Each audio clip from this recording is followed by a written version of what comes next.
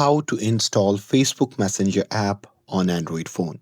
Hey everyone, welcome back to the channel. In today's video, I'll show you how to install the Facebook Messenger app on your Android phone. So now, without further ado, let's get started.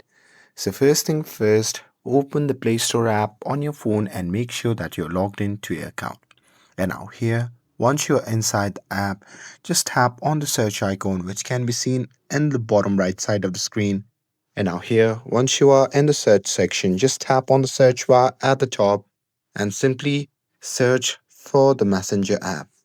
And now here, on the search result, just click on the Messenger app, and here, as you can see, I have already installed the app. But if you haven't installed the app, then you will see the install button right below the Messenger app icon.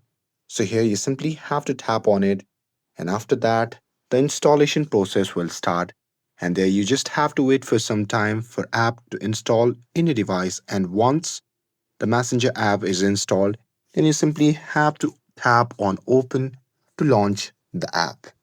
Now here, once you're inside the app, you simply have to log in with your account, and here once you're logged in, then you can